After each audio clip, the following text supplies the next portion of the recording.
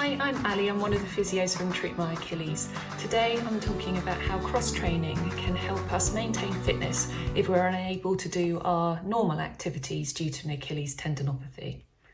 So how an Achilles tendon works is it works a bit like a spring.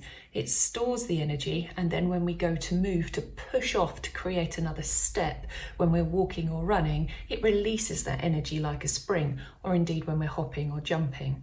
So if we tend to normally do a sport that includes those activities like dancing or again running, we might find that these activities are then painful and we have less ability to do those because of our Achilles tendinopathy. So what we need to try and do is find other alternative activities that help to maintain our fitness levels. So what I want to do is talk about in this blog is to thinking about what happens to our bodies when we are exercising and when we don't exercise, and how can we replicate that with other activities. So if we think about what happens to our body when we exercise, a good way of looking at that is to look at the supercompensation cycle. This is something that happens to all of us. So an example could be a weightlifter.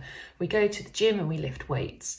We then recover for 24 hours or so afterwards. And that 24 hours or so means that we can then recruit more muscle fibers, or we can increase the cross-sectional surface of that muscle so it gets bigger. So then the next time we go to the gym, we might be able to lift a little bit more.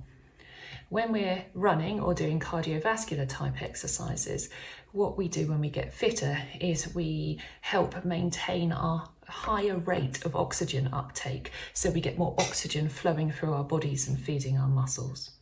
We also get to improve our running economy, so that means the amount of energy needed to move at a given speed becomes lower because we become better at doing it. If we were to stop these activities, just like a weightlifter, their muscles wouldn't get stronger anymore, they'd in fact get weaker, we'd also lose some of this running economy, or this ability to uptake this rate of oxygen. So what we need to, this is called reversibility, and what we need to do is try and prevent that reversibility from happening.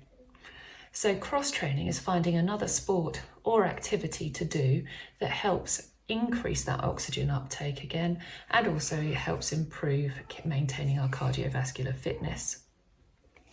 So things that wouldn't involve particularly that spring-like mechanism, so that push down and that push off that the Achilles is well known to do.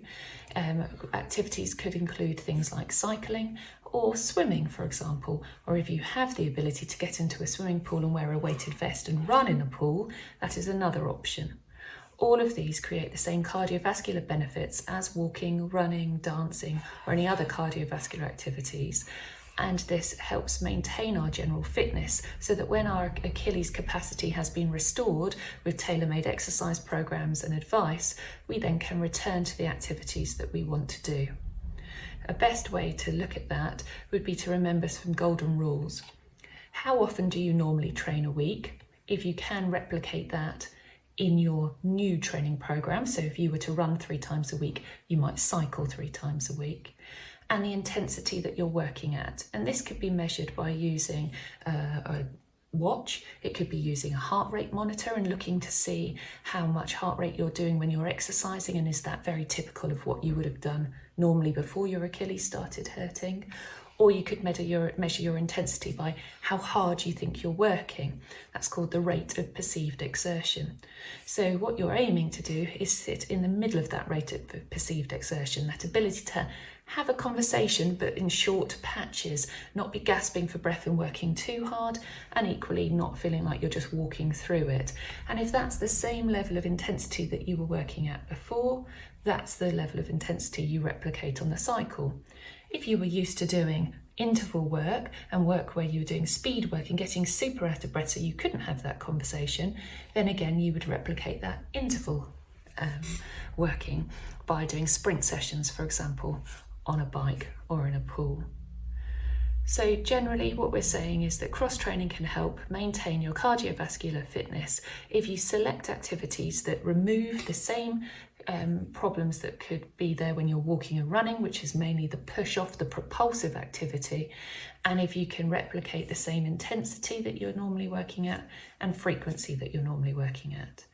Another thing to consider is that if you have never done these other new activities before, you might want to start small and work big, and that starting small and working big means that you then prevent other injuries occurring anywhere else in your body, and also you start to adapt to that exercise and those muscles that you're using with those exercises. If you would like any more information, please have a look at our website, www.treatmyachilles.com, where you can arrange a quick call to ask us any questions, or feel free to book an appointment. Thanks very much. Bye.